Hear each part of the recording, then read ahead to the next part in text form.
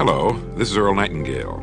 In this recording, the magic word is the first of 12 you'll receive in this series titled How You Can Lead the Field in the Modern World. Before we start, I'd like you to know that I'm not going to try to tell you how to live your life. That's none of my business, nor is it anybody else's business. That's your business. Nor is this Lead the Field program a collection of pleasantries, platitudes, or Pollyanna. It is a summation of more than 20 years of research on one subject, and that is, why do some people do so well in life, while so many more do not? And the first thing let's talk about is the magic word. The experts call it the most important word as far as the results we get from life are concerned in this or any other language, and that word is attitude. It is our attitude toward life which will determine life's attitude toward us. Let's face the fact honestly that we shape our own lives, and the shapes of them will be determined by our attitudes. A person with a poor attitude toward learning, for example, isn't going to learn much until he changes his attitude. If we take the attitude that we cannot do something, we generally will not do it. An attitude of failure, and we're whipped before we start.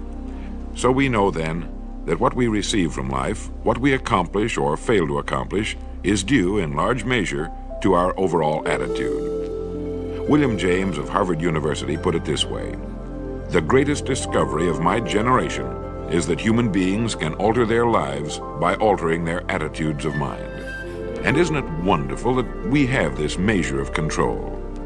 Before we start talking about our attitude toward the world, let's talk about our attitude toward ourselves, since it is the attitude we take toward ourselves which determines our attitude toward the world. Now, right here we come to a rather strange fact. We're so familiar with ourselves, we tend to take ourselves for granted. We tend to minimize the things we can accomplish, the goals we can reach, and for some equally strange reason, believe others can accomplish things in our field which we cannot. There are literally millions of human beings living narrow, darkened, frustrated lives, living defensively, simply because they take a defensive, doubtful attitude toward themselves, and as a result, toward life in general. Many people are suspicious of and oppose change, yet change is the one thing in life on which we can absolutely count. People who stay young all the years of their lives not only welcome change, but see it for what it really is: new opportunity, new chances for further fulfillment.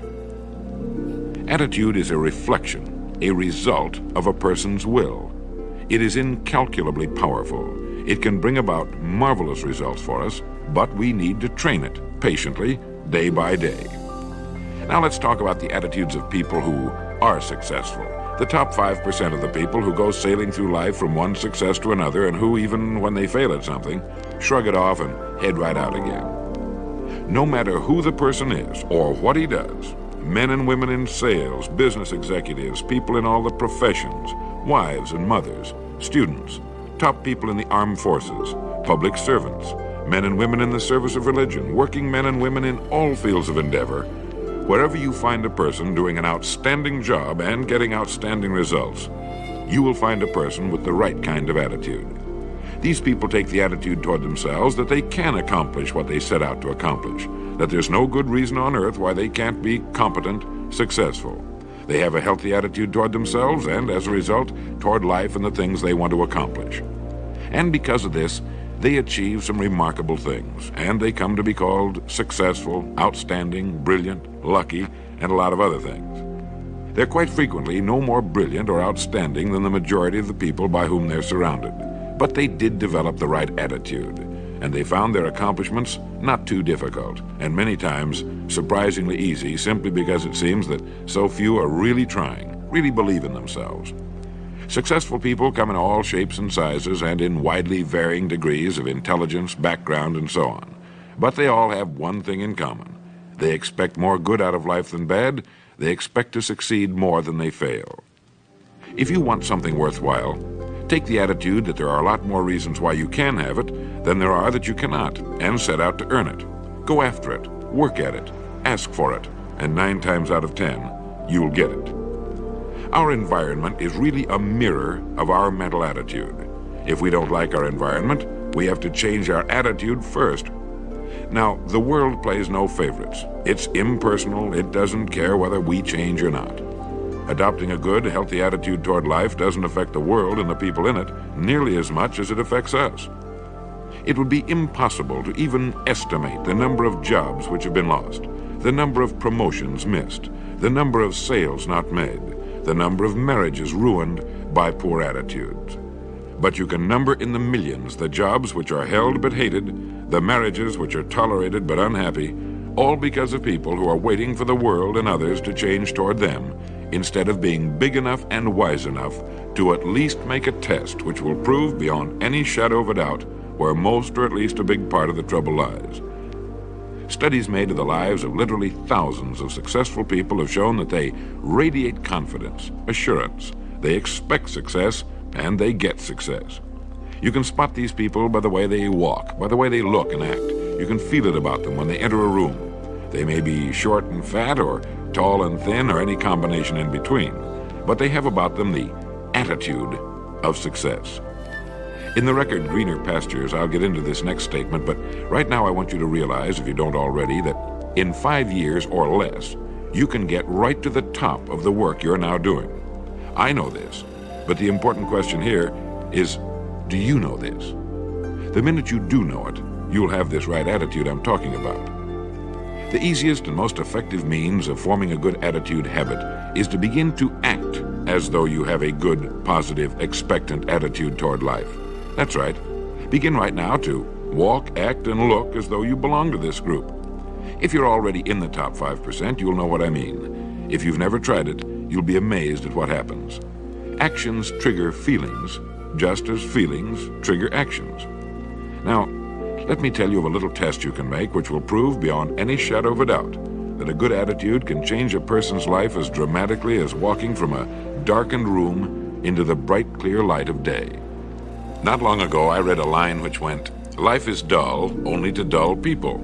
This is true, but it also could have read, "Life is interesting only to interesting people," or "Life is successful only to successful people." And what I'm trying to say is that you must first become, mentally, from an attitude standpoint, that which you wish to achieve. A famous restaurateur was being interviewed by a reporter who asked, "When did you become successful?" And he replied, "I was successful when I was sleeping on park benches, because I knew what I wanted to do and that I would do it." In short, his attitude had been one of success, of expecting success long before the material, the tangible rewards of success had been earned. We'll get into this particular phase of Lead the Field in record number 3, A Worthy Destination. But for now, remember that a person must act, look, and because of these things, feel successful before the success he seeks can come. Chances are you know people who seem to be what others call lucky. All kinds of good and wonderful things seem to happen to them, and they give the impression of happily sailing through life, having a wonderful time, and getting more accomplished in a year than most people do in 5. This has been figured out fairly scientifically, and if anyone will conscientiously go about the test I'm going to recommend, and stay with it every day for the next 30 days without fail, that person can join this small, happy, and extremely productive group of people. He'll find himself becoming lucky, as they say, and most of his problems will pretty well take care of themselves. Of this you can be sure. The results will be nothing short of amazing. Now, it makes no difference how good a person's attitude has been in the past. Anything can be improved upon, and it's the small refinements upon something already good that makes it great. So here's the test. For the next 30 days, act toward the world, everything and everyone with whom you come in contact, with the attitude which represents the kind of results you want to achieve. That is, if the result you want is more success in what you're doing, act as though you are already in possession of the success you seek. If you want others to treat you with admiration and respect, treat others with admiration and respect first. Have you ever stopped to think of this? Every human being on Earth is the most important human being on Earth as far as he or she is concerned. You may never get anyone to admit it, but it's a fact. So for the next 30 days, treat every person with whom you come in contact as the most important person on Earth, remembering as you do so that as far as that person is concerned, he is. Now, the reason I say treat everyone in this fashion is mainly because this is the way human beings ought to treat each other, and because it will help you form a habit that will bring you amazing and delightful results for the rest of your life. Have you ever noticed that the higher you go in any organization of value, the nicer the people seem to become? You see, the bigger the person, the easier it is to talk to him, to get along with him, to do business with him. Do you know why? It's because he's got a good attitude, and people with the best attitudes just naturally gravitate toward the top. So for 30 days, act toward others and the world at large in exactly the same manner you want the world and others to act toward you.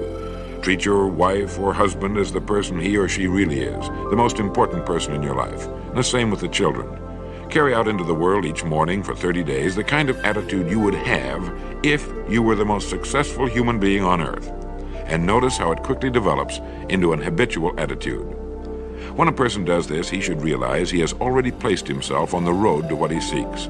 He is right now in the top 5% of the people in this or any other country. He has prepared the ground and planted the seed. He has made of himself a magnet, an embodiment of that which he seeks. Before metal can be cast into a desired shape, the mold, the expectant receptacle, must first be fashioned. Before a building can be erected, the excavation must be made and the foundation laid. And before a person can achieve the kind of life he wants, he must become that kind of individual. He must think, act, talk, walk, and conduct himself in all of his affairs as would the person he wishes to become. He is then actually that person, and the things that person would have and do will naturally come to him. Almost immediately, a change will be noticed. Irritations that used to frustrate and annoy disappear. When some less informed individual gives you a bad time, stay on the track. When someone cuts in front of you with his car or acts in any other manner that shows his ignorance and lack of courtesy, don't permit yourself to drop to his level. Pity him, for that's what he really deserves. That's the very group a person doesn't want to belong to. And if he acts like them, well, let's face it, he belongs with them. There's nothing in the world that men, women, and children want and need more than the feeling that they're important, that they're needed and respected. They will give their love, their affection, their respect, and their business to the person who fills this need. So the magic word is attitude. And in summing up, a few points to keep in mind. 1, it is our attitude at the beginning of a task which, more than anything else, will affect its successful outcome. 2, it is our attitude toward life which determines life's attitude toward us. 3, we are interdependent. It is impossible to succeed without others.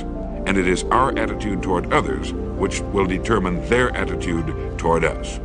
4, before a person can achieve the kind of life he wants, he must become that kind of individual. He must think, act, talk, walk, and conduct himself in all of his affairs as would the person he wishes to become. 5, the higher you go in any organization of value, the better will be the attitude you'll find. 6, your mind can hold only one thought at a time. And since there's nothing at all to be gained by being negative, be positive.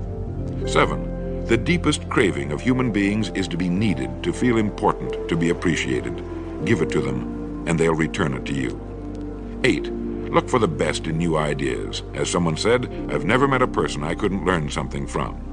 9, don't waste valuable time broadcasting personal problems. It probably won't help you. It cannot help others. 10, don't talk about your health unless it's good. 11, radiate the attitude of well-being, of confidence, of a person who knows where he's going. This will inspire those around you, and you'll find good things will begin happening to you. And 12, lastly, for the next 30 days, treat everyone with whom you come in contact as the most important person on earth. If you'll do this for 30 days, you'll do it for the rest of your life.